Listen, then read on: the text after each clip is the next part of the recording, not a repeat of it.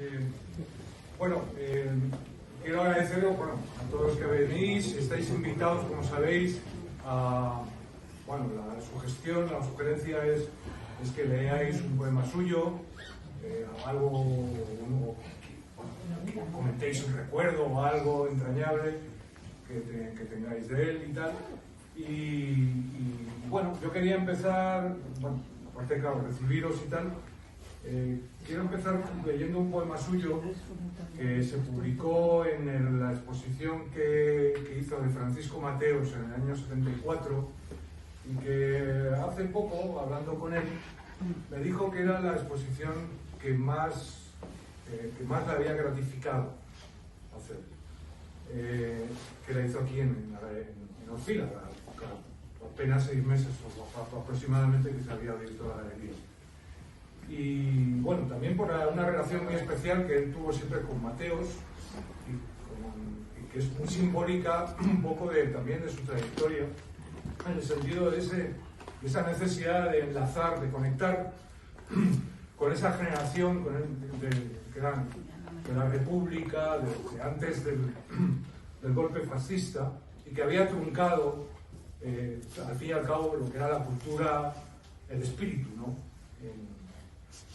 Y bueno, lo mismo pasó con el homenaje a Antonio Machado en el año 59, en el que él estuvo en Segovia, y que hay unas bonitas fotos que Julio Castro, a través de su padre, que estuvieron en ese homenaje, pues ha rescatado y ha cedido para las publicaciones.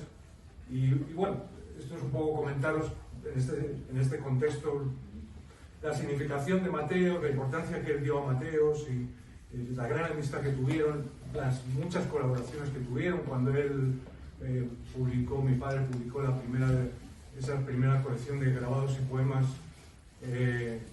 donde Mateos generosamente colaboró con él de una manera entusiasta en el año 60-61, ¿no? Mi padre casi bisoño, ¿no? En esta líder de la edición, que fue sus primeras ediciones, ¿no? Bueno, entonces pues ya sin más os leo el poema, que os advierto que es muy difícil de leer. Yo no soy recitador y es un poema complejo en cuanto a haré lo que pueda. También estas pinturas son el pintor Francisco Mateos. Hay un lunático, escorpiones, bebedores de sangre, cantatruenos, tajados de nada cubren, se estrangulan, domésticos animales, la ciudad enorme, extendida, golpes de luz y barrios como de acero y escombros, Duquesa de Parcén 34, Caño Roto, Madrid y España, y antes los balcones, anunciando charangas y vendedores de todo, y las sombras, y los muros de la casa, y sobre las tapias, mancha de manchas y figuras, el descargador de espaldas contra el mueble, jugaba con los hombros el juego de la huelga, la vieja en cuclillas por la esquina, jugaba al juego de la clueca, el muchacho azul por los huertos de la China, papapájaros jugaba con el palo, tonto loco a mirar por cerraduras y aquelarre de doncellas descubría, como los peces ensartados en su remo, huecas le nacieron flores por los labios, y jugaron al burro y al clérigo y al diablo y a los ciegos y a la encrucijada y a las buenas brujas y al fantasma y al que está en la edad de oro y al que monta en el lomo de la hormiga y a la oca. En la casa se someten los sucesos al análisis. Se amasa el pan, se encierra la sabiduría, aviones con bombas sobrevuelan y los gritos que llenan los campos y las ciudades y los trenes y el aire y las escuelas llegan a la casa como fríos mensajeros. Nace la pintura. Por las ventanas entran paletadas de hombres, humos, sapos, escorias, cigarras, muertos, gangrenas, peces, cantores, griegos, amigos, sirenas, hombres, viudas, saltimbanquis, congoleños, cartas, palomas, sueños, carnavales, toros, vietnamitas, astrólogos, bebedores, rebaños, sinfonías, secretos, faunos, girasoles, fuego, novias, máscaras, nubes, ingenuos, guitarras, niños, todos golpeando, y las manos arañan el lienzo, alucinadas, dispuestas para una liza feroz que no termina, dispuestas al sacrificio, a la alegría de estar vivo cada mañana. Digo que lleva un hondo dolor en las espaldas. Digo que esta pintura del hombre pintor Francisco Mateos no es sino vulnerable, sólida, amarrada, solitaria. Digo que las huellas que deja son de sangre y sus criaturas perviven y nos vigilan. Hemos de estar necesariamente atentos.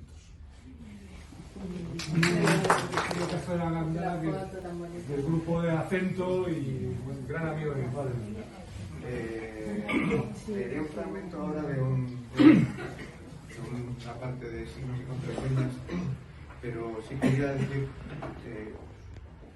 porque has hablado de Mateos, de Francisco Mateos, que es una persona que marcó mucho a mucha gente de esa generación, de la generación de tu padre, incluso más mayores, pero que unía a muchas personas en torno a lo que fue el Caserón de la Luna, donde tenían estudios muchos de los pintores, pero donde también acudían muchos de los escritores, y donde seguramente fue el punto de contacto más estrecho precisamente entre tu padre, el mío, Lauro Olmo, Jesús Núñez y tantos otros de esa generación y de ese entorno.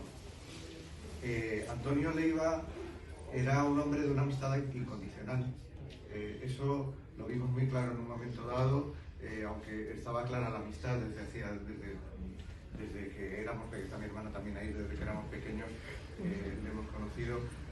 No quiero entrar mucho en lo personal, porque sería larguísimo, porque serían recuerdos de infancia, de adolescencia, de juventud y de madurez, pero sobre todo también buena parte de recuerdos de amistad de nuestros padres. Entonces se mezcla todo, un poco como decía, se convierte Manuel en un personaje único, ¿no? Antonio se convierte en un personaje de muchas visiones, pero que tienen una continuidad a lo largo de nuestra vida, ¿no? Entonces lo que sí que es importante es saber qué era el significado, intentar acercarse a lo que era el significado de la persona, tanto en lo artístico, en lo literario y en lo personal. Y se da una curiosidad que por eso me parecía interesante también el hablar de Mateos, porque el conocimiento y el entorno hacia Mateos, que también unió a las personas hacia lo que nuestras amigas de Budín llamaban el pobre Mateos, porque fue un horror de vida, perseguido después de la guerra civil, pero ellos recuperaron, por ejemplo, a través de la revista Acento, donde coincidían y donde potenciaron tanto la pintura como la literatura y otro tipo de manifestaciones artísticas y culturales, pero esa unión en torno a Mateos y a otros, que juntó también a otros dos amigos que eran Lauro Olmo, mi padre Julio Castro de la Gándara, y Antonio Leiva, da una unión entre lo plástico y lo literario.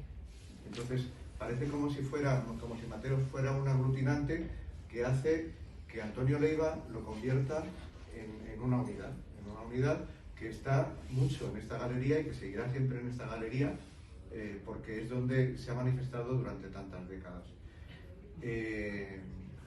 No quiero enrollarme mucho más, y bueno, sí que voy a leer un fragmento, como decía, de Signos y Contraseñas, que me parece que significa en su poesía, en su literatura, lo que es lo personal, lo individual, pero también la visión de un tiempo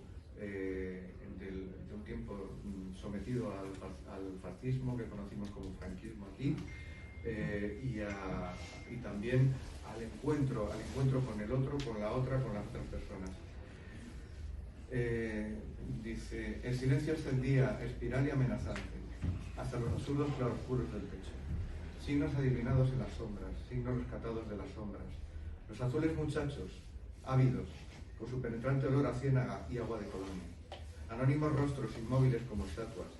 Allí, en el paseo de Recoletos, anunciando sus cuerpos pálidos y confusos, como macetas regadas, con el agua tibia de pilas bautismales, a fabricantes de zapatos importadores de marihuana, ejecutivos de funerarias, anunciando sus dientes amarillos, lívidos gestos, húmedos parpadeos, recostados en las paredes, con desechadas casacas disfrazados. un estertor de polvorientas mariposas agonizando en la luz de los faroles, suicidándose contra el cristal de los escaparates, una procesión de objetos inservibles, geometrías alimenticias, árboles como lanzas, reptiles alados que dormitan derruidos torreones, jadeantes de iniciáticas cópulas lunares.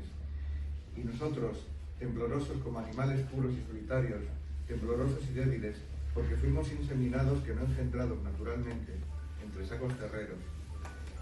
Ráfagas, sobresaltos, en esta ciudad tan amada, en esta ciudad cerrada entonces, calles, plazas, con trincheras, nichos habitados, en campo de batalla convertida, fuentes tapiadas, árboles, vigas, muebles combustibles, tal como puede leerse en los libros y en los cementerios, redimidos con agua bendita y cruces gamadas y sórdidas, escuelas y pan de maíz y excrementos, área infecunda para la celebración de inútiles sacrificios, devorada de hierbas y ratas, inseminados seguramente como fríos reptiles.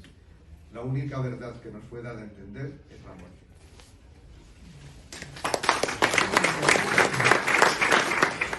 Luego pensé que contar algo de la vida de Antonio, y ahora, como hacemos los poetas, voy a acabar contando mi vida aquí, desgraciadamente.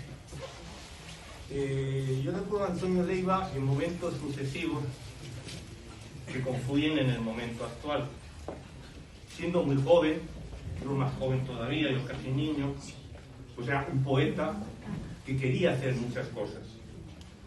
Un poco más mayor, recuerdo a Antonio Leiva, ya más mayor también, cuando empezaba a hacer actos por todas partes y decía, vamos a ir a tal sitio, ahora vamos al otro, ahora en tal sitio hay que tener cuidado porque nos pueden pegar los grises. Y recuerdo ese tipo de cosas con una anécdota muy curiosa, porque hace unos años a mi mujer y a mí nos contaba Fernando Fernán Gómez, hijo, que cuando tenía la Galería de Arte, en los 70 aproximadamente edad, pues vinieron unos poetas comunistas a leer versos ahí. Yo, claro, yo cuando me lo contaba, me miraba en la retrospectiva atrás y recordaba, por ejemplo, a Andrés García Madrid, que sí recuerdo que estuvo esa tarde con nosotros. Creo que a Carlos Álvarez, ¿no? Aquel día, sí, porque aquel día estuvimos 3 o 4, no estuvimos más. Y recuerdo pues que no había casi gente, estuvimos leyéndonos los poemas unos a otros, sentados en el suelo, y nos fuimos tan felices, no pasó nada. O recuerdo en la Prospe, por ejemplo, que nos decían, tener cuidado que si pasa algo tenéis que salir por la puerta de atrás, porque esto se pone peligroso y tal. Pero claro, eran los años en los cuales el franquismo estaba ya liquidado forzosamente, eso no había otra posibilidad. Y lo recuerdo también con las revistas. Y también, claro, está en la Galería Orfila, cuando estaba de otra forma, estaba la escalera, estaba el cuarto de baño, y Antonio estaba en la parte junto a la escalera. Y recuerdo que vinimos Celso Emilio, Ferreiro y yo, porque exponía el Aseiro, y Celso casi se mata por las escaleras. Y claro, eran cosas que ocurrían pues en ese espacio que era una galería de arte con mucha gente, y con mucha gente con mucha ilusión. Hay un recuerdo más último de Antonio, que quizá es un poco triste, y es cuando Antonio empezó a ver que sus amigos pues iban desapareciendo y se quedaba solo. Y entonces me decía la carta, porque a mí nunca me llamó más la carta, siempre me decía, la carta, me da miedo llamar por teléfono y que no conteste nadie. Y esa era una de las pocas veces en que yo vi a Antonio pues contar de sus cuitas, porque él normalmente no se quejaba, no decía nada, y era pues un hombre tranquilo, y sobre todo era un hombre sincero en el sentido de que él decía lo que pensaba, molestara o no molestara. Y eso en la época que vivimos ahora y en la peligrosa momento que vivimos antes, pues me parece de una gran magnitud personal. Es decir, me parece que es contar la verdad que es a veces distinta a lo que es la realidad. Ocurría un poco con los movimientos que quisieron retomar las vanguardias europeas en la posguerra, como fue el postismo. El postismo mantenía un surrealismo que era distinto a la poesía nacional que nos estaban imponiendo entonces, y también era distinto al existencialismo que quería venir de Francia, pero que no llegaba en España, pues porque en España no llegaban fácilmente ni los libros ni las revistas. Hablo de una época que yo personalmente no conocí, lógicamente, por edad. Pero sí sabía en el postismo de Ori, yo creo, me imagino que me lo dirá mejor que yo, no estaba en origen tan vinculada a todo lo que podía tener de una realidad social. La primera poesía social, pues lógicamente no contaba con el postismo. Me refiero, por ejemplo, a Enrique Azcóaga y el poema del carro, que es incluso anterior a la etapa de lo que pueden ser los poetas que canónicamente consideramos del movimiento social o si queremos de la novela. Entonces Antonio Leiva participaba en todo este tipo de cosas, pero participaba con una gran tranquilidad, pues es decir, no había ninguna aspiración más que la aspiración de escribir, o como cuando veía pintura o en la galería hablábamos, pues era la aspiración de vivir con naturalidad. Y entonces, claro, lógicamente la naturalidad pues estaba en querer aire puro, que eso es lo que nos faltaba realmente. Y hasta hace muy poco tiempo, o incluso vamos, es discutible el momento en el cual empieza a haber aire puro en nuestro país. Los recuerdos míos de Antonio Leiva son amontonables, forman un personaje único en etapas distintas. Es decir, sería un poco crear una imagen con las distintas imágenes. Es lo que en pintura se intenta hacer, por ejemplo, muchas veces. Cuando decidió publicar el libro de la Macama, que por cierto es un título muy surrealista y muy postista también, pues me contó por teléfono un día muy ilusionado, me dijo, pues voy a publicar el libro, lo estoy acabando, es un libro de poesía y prosa. Y yo dije, prosimetrum. Me dijo, no conocía las palabras, es maravilloso, pues, porque Antonio reconocía lo que quería aprender, lo que quería saber. Y luego en la presentación, que le hicimos un tanto apresurada, porque yo leí el libro en 3 días, lo cual pues en este tipo de libros era muy difícil, ya vi que era un libro en el cual, del cual no se podía hablar fácilmente, porque había que leerlo con mucha tranquilidad, con mucho tiempo, porque era muy difícil llegar a las lecturas más amplias o más sucesivas que el libro prometía. Y al final, después de la presentación, dije a Antonio Leiva, ¿qué tienes que decir? Y me dijo, la carta, no tengo que decir nada. Y así acabamos el acto, porque no tenía nada realmente. En este momento no le apetecía decir nada. Es decir, recuerdo muchísimo a la persona durante muchos años, durante un trayecto vital que yo sí comprendo, y durante una literatura, una poesía que yo en estos casos pues recomiendo que se lea, porque creo que es el mejor homenaje que se le puede hacer. Y no os entretengo más, que yo creo que hay mucha gente que quiere hablar. Gracias.